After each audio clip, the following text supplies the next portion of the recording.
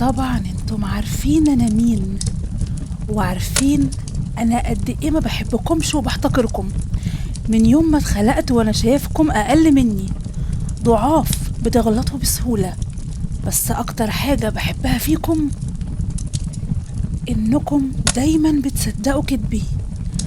انا الوهم اللي بتجري وراه، انا الهمس اللي في ودنك، انا اللي بضحك في وشك وبغدر بيك من ورا ظهرك.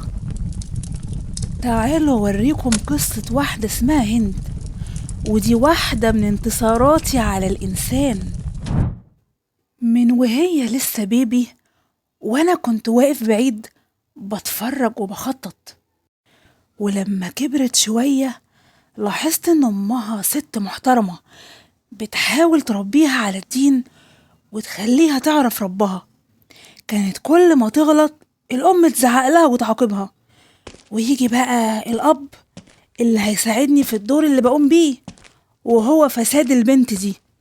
الأب ده اللي يزعق للأم ويقول لها: ما تمديش ايدك على بناتي ابدا.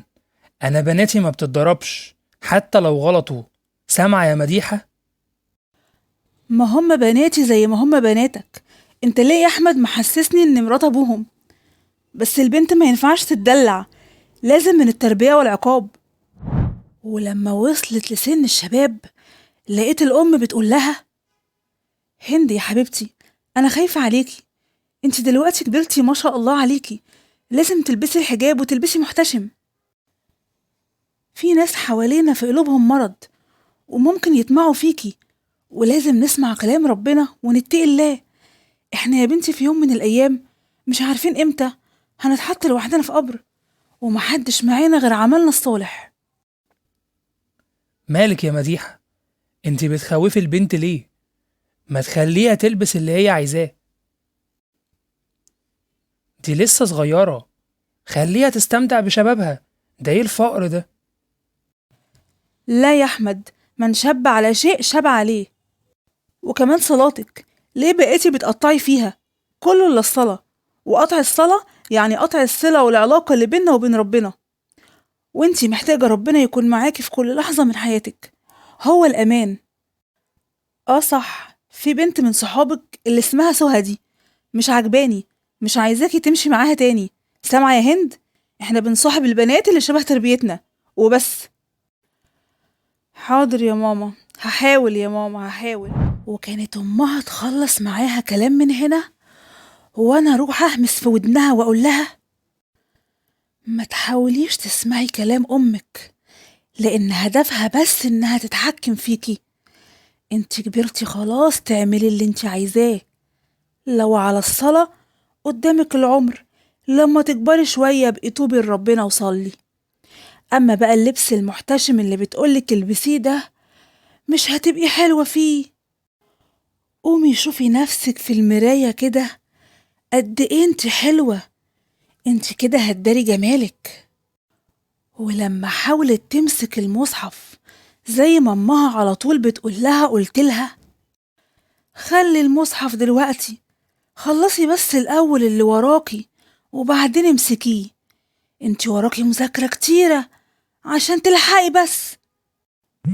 وهي بتذاكر صاحبتها سهى اللي امها بتقول عليها دي رنت عليها، وهند ردت عادي: ايه رأيك يا هند بكرة بدل ما نحضر المحاضرة نروح السينما، بس مش لوحدنا، معانا اصحابنا البنات والولاد.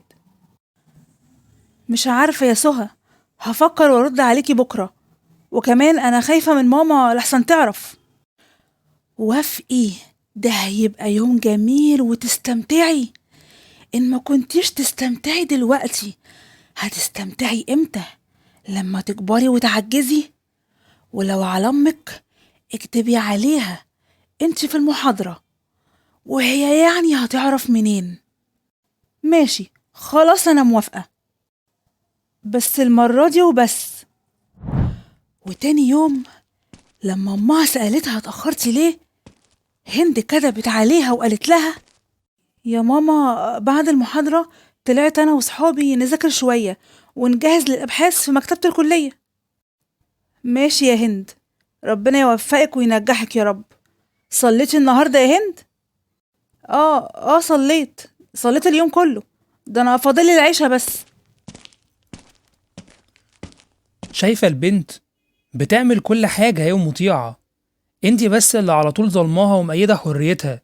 اعتقيها بقى يا شيخة.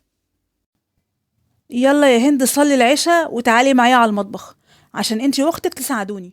لا أنا بناتي ما تعملش حاجة، سيبيهم يريحوا. أنا اللي هاجي أساعدك في المطبخ ماشي، لكن هما لأ. دول على وش جواز، لازم يتعلموا شغل البيت. بطل بقى دلع في البنات هتفسدهم. جوزها يبقى يجيب لها خدامة. أنا بناتي يستاهلوا أحسن واحد وأحسن عيشة، انتي سامعة؟ وبكده هند كل يوم بتتسحب شبر ناحيتي. هي بقت تكذب كتير وتخدع أمها. مفيش صلاة، مفيش دعاء، في ستايل، في صور وانشغال بالدنيا. عارفين البني آدمين ما عندهمش صبر، لكن أنا بصبر لحد لما أوصل لتاج الانتصار. ومش بسيب الإنسان مادام بدأ يستجيب لكلامي إلا لما أخرجه من النور وقربه مني. واتجوزت هند جواز صالونات مش عن حب، وسافرت محافظة تانية بعيدة عن أهلها. وجوازها ده مرحلة مهمة أوي ليا، ودوري هو طلاقها عشان ألبس التاج. واستغليت نقط ضعفها، وهي إنها مش حابة تبعد عن أهلها. والنقطة التانية إنها ملهاش في شغل البيت، ومش هتعرف تكون ست بيت لأنها متربية عالدلع في بيت أبوها. ومن بعد أول أسبوع في جوازها قلت لها بصي جوزك وحش ازاي معاكي، مش بيقولك كلام حلو زي اللي بتسمعيه كل يوم في المسلسلات والأفلام والأغاني، وأهم حاجة عنده إنه يروح الشغل ويرجع ياكل. ايه الروتين ده؟ هو شايفك مجرد خدامة في البيت، وانتي مش كده، انتي المفروض تكوني أميرة. لو سمحتي يا هند اكويلي الجاكيت ده عشان هروح بيه الشغل بكرة، وحضريلي كده أكل خفيف أخده معايا عشان بجوع في الشغل. مش قلتلك فاكرك خدامة؟ لا يا يوسف، اكوي القميص ده انت، أنا تعبانة، وابقى كل أي حاجة كده سريعة من الشغل لما تجوع. ماشي يا هند، شكرا. ولما يوسف كان يرجع من الشغل كان يقول لها عامله لنا ايه على الغدا النهارده يا هند؟ بصراحه انا ما عملتش، اطلب لنا بقى النهارده اكل من بره. هجيب المره دي، بس يا هند الموضوع ده ما يتكررش تاني، ماشي؟ لو سمحتي انا عايز ارجع البيت الاقيه نضيف ومترتب. مش بالشكل ده، احنا لسه ما خلفناش، امال لما نخلف البيت هيبقى شكله عامل ازاي؟ هند انا مش حابب اشتكي لامك وابوكي، حابب نحل مشاكلنا مع بعض بينا وبس. ما تكبرش المواضيع بقى يا يوسف، مفيش مشاكل ولا حاجة، أنا بس كنت متدلعة شوية في بيت أهلي وما كنتش بعمل حاجة، ومش فاهمة أصلا يعني إيه شغل بيت ومسؤولية. معلش استحملني شوية. وعدت الشهور وهي بقت حامل. أنا زعلت قوي لما عرفت الخبر ده كده شغلي بقى صعب، بس أنا برضو مش هيأس، ويبقى كده زيادة الخير خيرين أو الشر شرين، أفرق بين اتنين واخرب بيتهم، وكمان أشر الطفل بالمرة. ها ها ها ها ها. وفعلا الوضع بينهم أثناء فترة حملها كان بيسوء أكتر وأكتر، والفضل يرجع لي. بصي يا هند، أنا عارف إنك حامل وتعبانة، بس مين اللي هيقوم بشغل البيت؟ أنا طول النهار في الشغل وبرجع تعبان، واللي عليا عملته معاكي. يا إما أهلك جايين هنا عندنا البيت، أو بخليك تروحي لهم وتقضي معاهم بالشهر. الوضع ده ما ينفعش، أنا مش حاسس إني متجوز. ده أنا أمي كانت ست كبيرة وتعبانة، وكانت بتخدمني وتشوف طلباتي عنك. أنا حامل وتعبانة وظهري متكسر وكل حاجة على دماغي، وبدل ما تسألني مالك محتاجة حاجة، لأ، ألاقيك تقولي فين الأكل. كنت فاكرة الجواز حب زي الأفلام وحضن في الهم، ووردة لما تصالحني لقيت الجواز معاك طلبات وأوامر ومسؤولية بتكسر الظهر. شوف صحابي اللي بتكلم معاهم عايشين ازاي، اللي جوزها يطلعها مصيف واللي يجيب لها ورد، وأنا حظي معاك قليل.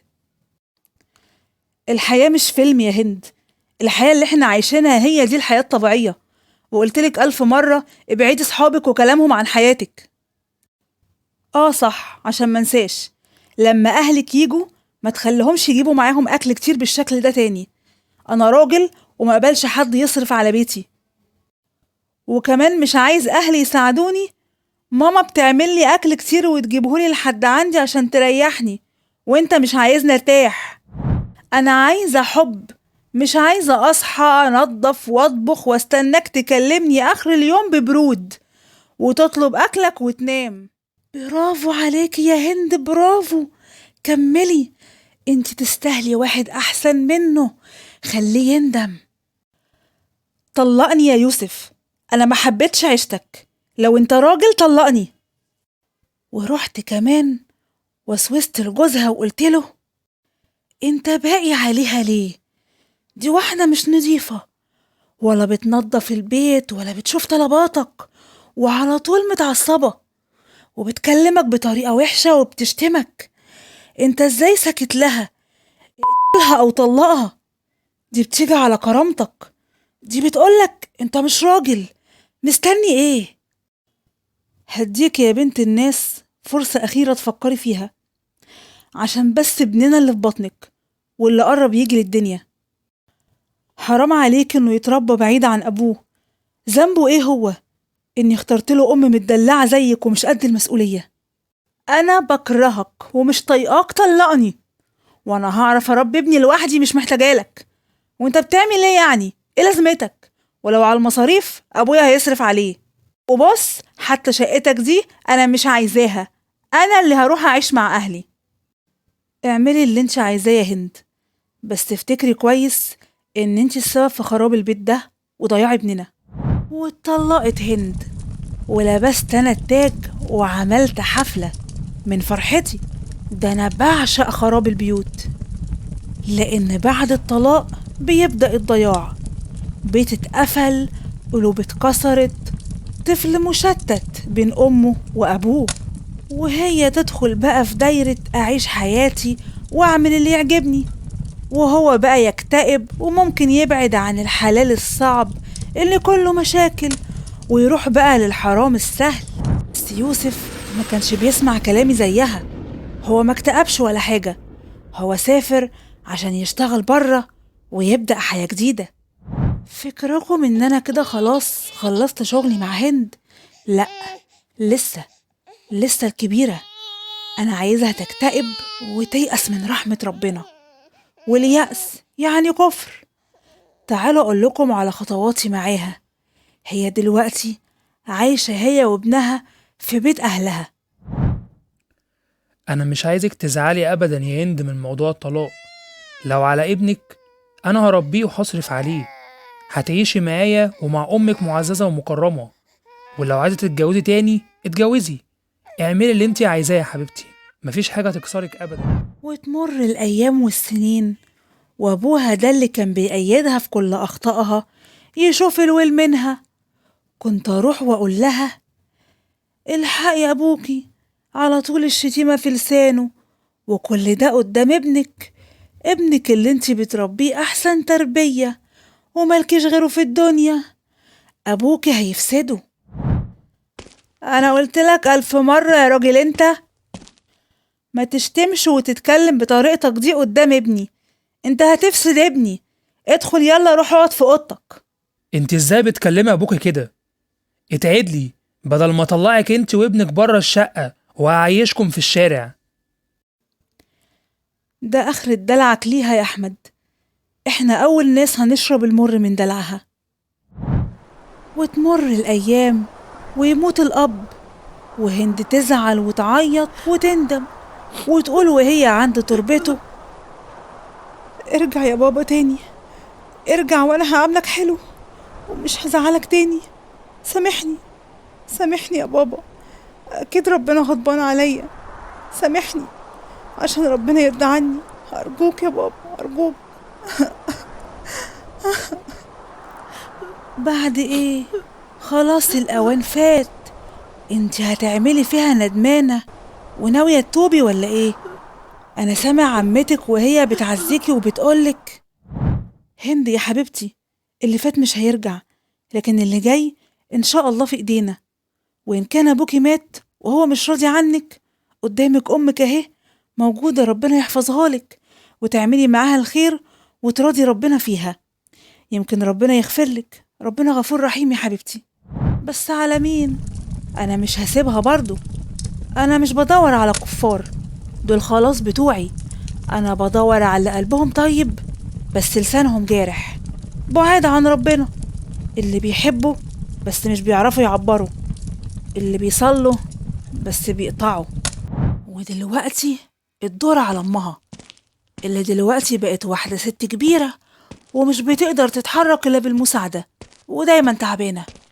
وبعد ما كانت هند بتعاملها حلو، قلبتها على أمها وقلت لها على فكرة أمك السبب في طلاقك وقعدتك لوحدك مع ابنك، والعمر بيجري بيكي من غير جواز، عشان انتي أصلا اتطلقتي عشان عايزة ترجعي تعيشي معاها في البيت. جوزك ما كانش وحش، وطليقك دلوقتي بقى حاجة تانية، وأكيد نفسك ترجعي له، بس خلاص الأوان فات. وحتى دلوقتي مش هتقدري تتجوزي تاني عشان بتخدميها، هي دمرت لك حياتك، هتفضلي عايشة تخدمي في واحدة مريضة؟ على فكرة أنا تعبت منك يا ست انتي، على طول مضيعة فلوسنا على الدكاترة والأدوية، وانتي السبب. مش قلتلك 1000 مرة خسسي نفسك عشان تبقي نشيطة كده؟ ما انتي كل صحابك واخواتك اللي من نفس سنك صحتهم كويسة، انتي ليه بقى عاملة فيها ست عجوزة؟ ومن هنا ورايح أكلي لوحدي وأكلك لوحدك. يلا قومي اعملي لنفسك الأكل، أنا مش هعملهولك، مش هخدمك تاني. وبقولك حاجة تانية، معاش أبويا مش كله في إيديكي، نصيبك ليكي ونصيبي يبقى في إيديا، سمعاني؟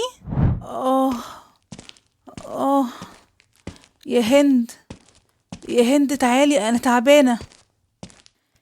اكتمي وجعك جواكي وما اسمعكيش بتتوجعي، عشان انت السبب، على طول معيشاني أنا وابني في قلق. أوف. لما بسمع الكلام ده بعرف إني خلاص قربت من هدفي، ورحت قلت لهند وهي بتصلي انتي بتصلي ليه؟ ده انتي من كتر الهم اللي عندك مش مركزة في الصلاة، وربنا مش هيقبل صلاتك، يبقى بلاش تصلي دلوقتي. وبعدين سمع أمك وهي بتتكلم في التليفون، عمالة تكلم أختك ليل ونهار وتشكر فيها وبتزعل لزعلها، رغم إنها مش بتساعد أمك خالص في أي حاجة، وليها بيت وزوج وأولاد، وانتي ملكيش بيت يا عيني، وانتي كمان اللي بتخدميها مفيش أي شكر ليكي. مش هتنضفي البيت يا هند شوية؟ البيت مكركب قوي، دلوقتي أختك وخالاتك جايين يزورونا. نعم، هو انتي يا ست انتي مش هتبطلي عزوماتك وضيافاتك دي وبيتك اللي على طول مفتوح للناس؟ وكل ده على دماغ أنا، انتي تعزمي وأنا أشتغل في البيت، مش كفاية عليا خدمتك؟ وسامعاكي وانتي بتتكلمي في التليفون وعمالة تشكري في أختي اللي ملهاش أي لازمة أصلا في حياتنا، وأنا ما تعرفينيش غير في الطلبات، اغسلي اعملي الأكل نضفي ومفيش حتى شكر. بقولك ايه، أنا هعتبرك ميتة، انتي ميتة، وأنا هروح أعيش أنا وابني في شقة إيجار، أنا خلاص تعبت. انتي عارفة أنا لولا ابني أنا كنت وخلصت من حياتي السودا دي معاكي. والليلة دي أمها نامت ومن زعلها ما صحيتش تاني، ماتت من زعلها من بنتها. أما هي بقى كأنها ارتاحت منها، ما أنا جمدت قلبها خلاص. وتعدي الأيام وابنها يكبر، وأبوه عايز ياخده عشان يسافر معاه يكمل تعليمه ويدخل الجامعة هناك، وعشان كده هند قالت له روح يا حبيبي سافر عند أبوك أنا أهم حاجة عندي مستقبلك، ده أنا ماليش غيرك في الدنيا دي كلها. ولما تخلص تعليم وتشتغل وتقف على رجلك ابقى ابعتلي وأنا أجيلك إن شاء الله يا حبيبي. وتعدي السنين وهي عجزت قبل أوانها من كتر الهم والفكر. ما أنا ما كنتش سايبها، دي دلوقتي قاعدة لوحدها وأنا فاضلها وهي فاضيالي. وقلت لها انت دلوقتي واحدة تعبانة ومش بتقدري تتحركي بسهولة، بقيتي زي أمك فاكراها؟ وكمان أحلامك بإنك تسافري تعيشي مع ابنك اتحطمت. ابنك بيقولك الأمور متعقدة خالص هناك ومش هيقدر يجيبك.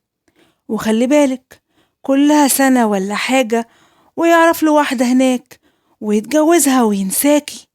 انت عايشة ليه بقى؟ بتعملي ايه في الدنيا دي؟